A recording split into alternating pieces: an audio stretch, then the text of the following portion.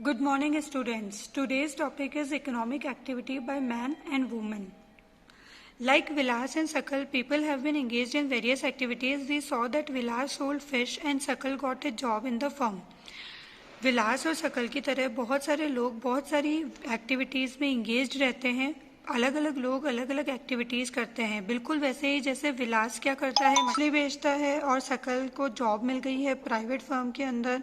The various activities have been classified into 3 main sectors. ये बहुत important है, आपके 10th क्लास तक ये कंटिन्यू चलता रहेगा। 11th 12th में भी अगर आप इकोनॉमिक्स पढ़ते हैं तो आपके लिए बहुत इंपॉर्टेंट है। इकोनॉमी के अंदर 3 सेक्टर्स हैं। इकोनॉमी जो अपना जो उसे 3 पार्ट्स में डिवाइड किया गया है। फर्स्ट पार्ट है प्राइमरी, सेकंड है सेकेंडरी और थर्ड है टर्शरी। ठीक है, फर्स्ट प्राइमरी, सेकंड सेकेंडरी और थर्ड प्राइमरी। ठीक है, प्राइमरी सेक्टर क्या होता है, सबसे पहले तीनों सेक्टर समझते हैं। उसके बाद जो अपनी हेडिंग है ना, economic activities by man and women, तो सबसे पहला वर्ड है उसका इकोनॉमिक, वो समझेंगे। ठीक है, चलिए सबसे पहले समझते हैं प्राइमरी सेक्टर क्या होता है इकोनॉमी के अंदर। प्राइमरी सेक्टर वो जो नेचुरल है, जिसे फर्दर प्रोसेस करने की ज़रूरत नहीं है, जैसे कि एग्रीकल्चर, जैसे कोई भी क्रॉप्स हुई, धान हुआ, उसे फर्दर प्रोसेस ठीक है करते हैं कुछ और बनाने के लिए। लेकिन जो पहला जो है नेचुरल जो है, उससे वो कहाँ कैलकुलेट होगा, प्राइमरी के अंदर। वो कहाँ आएगा, प्राइमरी के अंदर। जैसे कि फिशिंग हो गया, पोल्ट्री हो गया, एनिमल हस्बेंड्री हो गया, ये सब कुछ प्राइमरी में आएगा, जिसे फर्दर प्रोसेस करने की जरूरत नहीं है, या जो नेचुरल है। ठीक है, सेकेंड आता है मैन्युफैक्चरिंग, जो फर्दर प्रोसेस हो। ठीक है, मैन्युफैक्चरिंग इंडस्ट्रीज सारी किसके अंदर आएगी, सेकेंडरी सेक्टर के अंदर आएगी। फॉर एग्जाम्पल शुगर कैन किस में आ जाएगा, प्राइमरी में। ठीक है, लेकिन अगर शुगर कैन को फर्दर प्रोसेस करके शुगर बनाते हैं तो वो मैन्युफैक्चरिंग इंडस्ट्री के अंदर आ जाएगी, कौन, शुगर। ठीक है, आइए थर्ड वाले पे। थर्ड वाला यानी टर्शरी सेक्टर क्या है, एलाइड एक्टिविटीज को क्या कहते हैं, टर्शरी सेक्टर कहते हैं। अगर आपको नॉर्मल लैंग्वेज में समझाऊं तो सर्विस सेक्टर कहते हैं किसको, टर्शरी को। कैसे, इसके अंदर सारी सर्विसेज आती है, वो सर्विसेज जो हेल्पफुल है मैन्युफैक्चरिंग के लिए। मतलब जैसे मान लीजिए प्राइमरी सेक्टर का कोई भी प्रोडक्ट ले लीजिए, जैसे शुगर कैन ही ले लेते हैं फिर से, वो फर्दर प्रोसेसिंग के लिए सेकेंडरी में गया, यानी मैन्युफैक्चरिंग होने के लिए मैन्युफैक्चरिंग इंडस्ट्री के अंदर गया। इंडस्ट्रीज ने उससे क्या किया, मशीन से शुगर बना दिया। अब वो शुगर बन तो गया, पर उसको मार्केट तक कौन पहुंचाएगा। ठीक है, तो उसके लिए क्या चाहिए, सर्विसेज चाहिए। कौन सी सर्विस चाहिए, ट्रांसपोर्ट सर्विस चाहिए, ट्रांसपोर्ट सर्विस की जरूरत होगी। चलिए, अब अगर पेमेंट भी तो होगा, जब हम मार्केट तक पहुंचाएंगे तो शॉपकीपर्स पेमेंट भी देंगे, लेंगे भी सही अपने एंड कस्टमर्स से, तो वो किसके थ्रू पॉसिबल होगा, बैंकिंग सर्विस के थ्रू। ठीक है, उसके सिवा बहुत सारी और सर्विसेज होती है, जैसे इंश्योरेंस हो गया, टूरिज्म हो गया, है ना। ये सब कुछ किसके अंदर इंक्लूडेड है, टर्शरी के अंदर। Activities in this sector result in the production of goods and services. जो एक्टिविटीज इन सेक्टर में होती है वो जन्म देती है, यानी वो प्रोड्यूस करती है क्या, गुड्स और सर्विसेज को। ठीक है, these activities add to the national income, और ये एक्टिविटीज नेशनल इनकम में ऐड होती है। These activities are called economic activities. सुनिए, बहुत इंपॉर्टेंट है ये जो अपनी हेडिंग थी ना, इकोनॉमिक एक्टिविटी। अब हम ये समझेंगे कि इकोनॉमिक एक्टिविटी किसे कहते हैं और नॉन इकोनॉमिक एक्टिविटी किसे कहते हैं। ठीक है, तो इकोनॉमिक एक्टिविटी कौन सी होगी, जिसका कंट्रीब्यूशन हमारी इकोनॉमी में हो, मतलब जो हमारी नेशनल इनकम के अंदर क्या दे, कंट्रीब्यूशन दे, वो क्या कहलाएगी, इकोनॉमिक एक्टिविटी। ठीक है, economic activities have 2 part. Economic activity के 2 पार्ट हैं, मार्केट एक्टिविटी और non market activity. Market activity कौन सी कहलाती है, market activity involves remuneration to anyone who performs. Market activity वो होती है जो अपने काम करने के पैसे लेता है, मतलब जिस किसी ने भी कुछ प्रोड्यूस किया है, कुछ काम किया है, कोई एक्टिविटी की है, उसके बदले में उसको क्या मिला है, रेम्यूनरेशन मिला है, पैसा मिला है, तो वो कौन सी एक्टिविटी कहलाएगी, इकोनॉमिक मतलब मार्केट एक्टिविटी कहलाएगी। कौन सी कहलाएगी, मार्केट एक्टिविटी। ठीक है, मार्केट एक्टिविटीज इन्वॉल्व रेम्यूनरेशन। यहाँ पे जो रेम्यूनरेशन वर्ड है, इसका मतलब होता है उसके लिए पेमेंट मिलना। ठीक है, रेम्यूनरेशन पेमेंट, सैलरी आप कह सकते हैं। ठीक है, पैसा मिलना। To anyone who performs, that is activity performed for पे।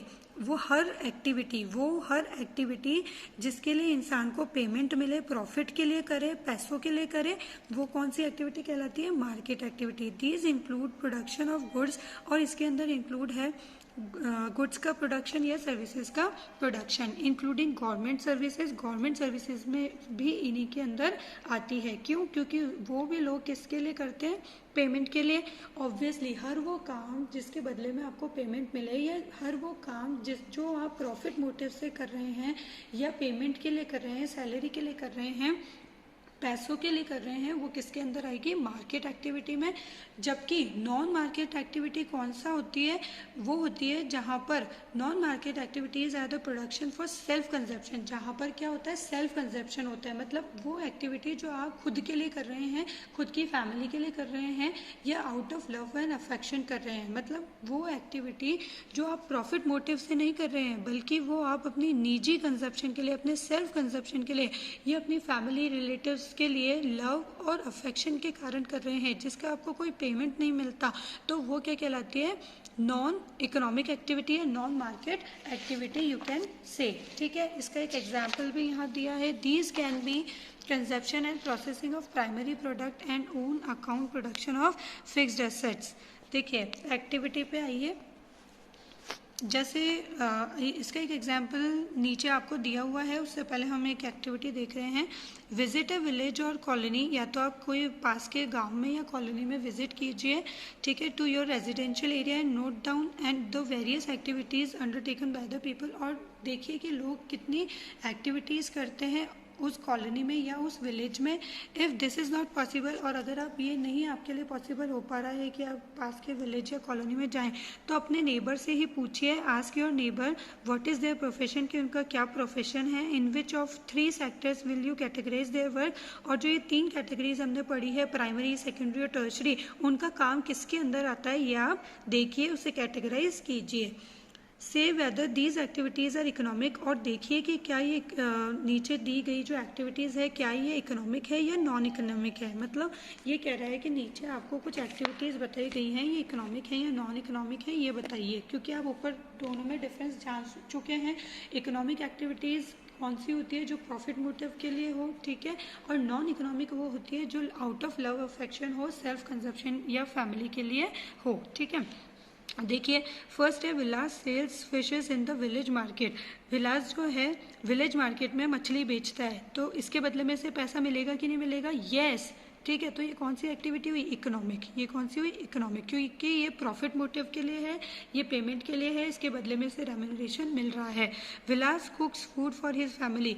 विलास भोजन बनाता है अपने परिवार के लिए। क्या इसका इसे पैसा मिलता है? क्या इसने ये पैसा कमाने के लिए किया है? नहीं, वो सेल्फ कंजप्शन के लिए है, out of love and affection उसने किया है। तो ये कौन सी हो गई? नॉन इकोनॉमिक हो गई, ठीक है, या फिर नॉन मार्केट, आप जो भी बोलें। सकल works in the private firm.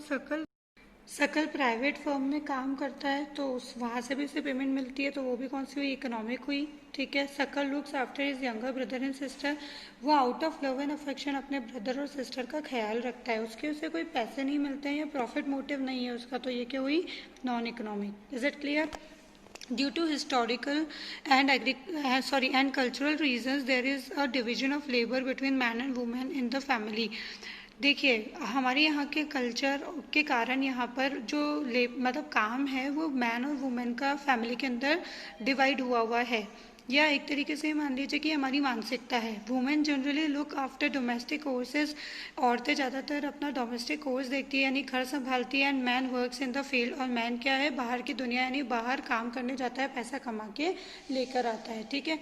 Suckles mother Sheela cook foods, clean utensils, wash clothes, clean the house and look after her children. जो सकल की मदर है शीला, वो घर के सभी काम करती है, जैसे कि बर्तन धोना, कपड़े धोना, खाना बनाना, घर साफ करना, बच्चों को देखना, ये सब कुछ काम करती है। सकल के जो फादर हैं बूटा, वो फील्ड कल्टीवेट करते हैं, यानी फार्मिंग करते हैं, ठीक है। और फिर जो भी क्रॉप्स होती है उन्हें सेल करते हैं मार्केट के अंदर पैसा कमाने के लिए, और वही अपने घर का खर्चा चलाते हैं। Sheela is not paid for the services delivered for upbringing of the family. Sheela को कोई पैसा नहीं मिलता अपने बच्चों को पालने का या अपनी फैमिली का ध्यान रखने का, जबकि बूटा जो है वो पैसा कमाता है, which he spends on rearing his family, जो कि वो किस पे खर्च करता है? अपने परिवार पे, अपने परिवार के लालन पोषण पे ही वो सारा खर्चा होता है। तो आप समझ रहे हैं, जहाँ पर शीला अपनी सर्विसेज देती है, out of love and affection वो क्या करती है, सबका ध्यान रखती है, अपनी फैमिली का, अपने बच्चों का, सबका, ठीक है। वहीं पर जो बूटा है वो पैसा कमाने जाते हैं बाहर ताकि वो अपनी फैमिली के खर्चे चला सकें। Women are not paid for their service delivered in the family. औरतों को कोई पैसा नहीं मिलता जो भी सर्विसेज वो अपनी फैमिली को देती है उसका। The household work done by women is not recognise, और इसी कारण जो काम औरतें करती है घर में उसका नेशनल इनकम के अंदर कोई भी कंट्रीब्यूशन नहीं होता। Geeta mother of Vilas earn and, देखिए ऊपर जो एग्जाम्पल बताया आपको शीला का, उसके अंदर आपको ये बताया कि वो जो एक्टिविटीज़ करती है वो सारी नॉन इकोनॉमिक होती है क्योंकि उसमें उनका कोई प्रॉफिट मोटिव नहीं होता और उनका कोई कंट्रीब्यूशन अपनी नेशनल इनकम में नहीं होता। वहीं पर अब दूसरा एग्जाम्पल आपको दिया हुआ है गीता, जो कि विलास की मदर हैं और वो मछली बेचती हैं मार्केट के अंदर और उससे पैसा कमाती है। Thus women are paid for their work when they enter the labour market, यानी औरतों को पैसा कमाना, मतलब पैसा तब कमा पाती है औरतें जब वो लेबर मार्केट के अंदर पैर रखती हैं, यानी घर में काम करने का औरतों को कोई पैसा नहीं मिलता। Their earning like that of their male counterpart is determined on the basis of education and skill. उनकी जो earnings होती है वो depend करती है उनकी education और skill पे। Education helps individual to make better use of the economic opportunities available before him.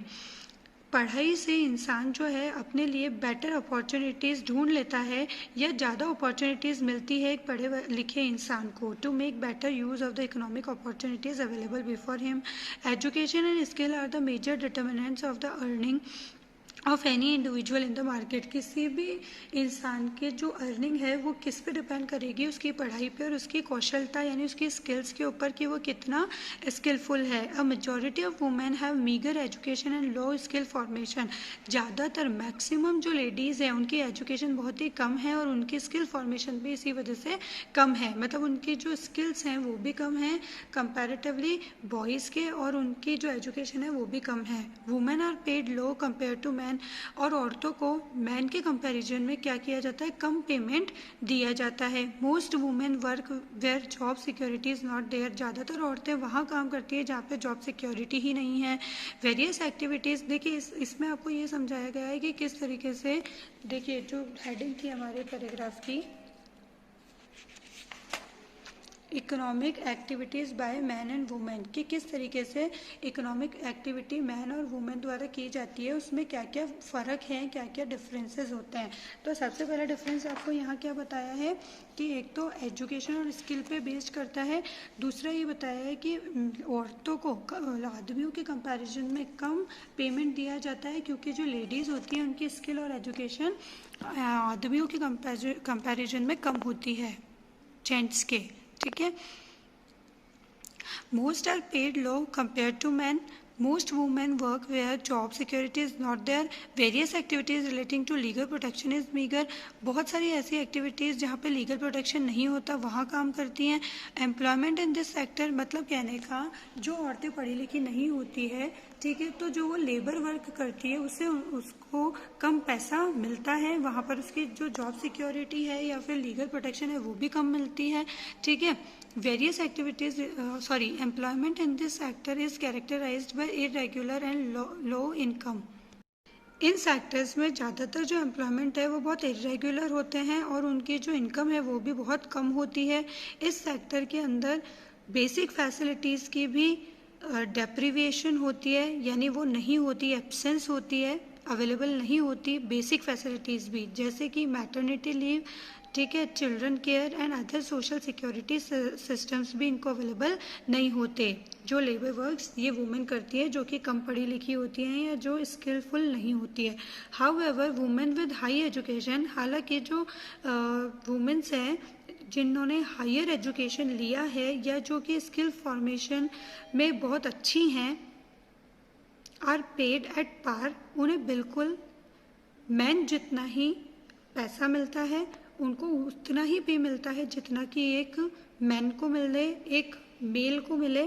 Among the organise sector teaching and medicine attracts them the most, और ज़्यादातर लेडीज़ को ऑर्गेनाइज सेक्टर के अंदर टीचिंग और medicine वाली field attract करती है।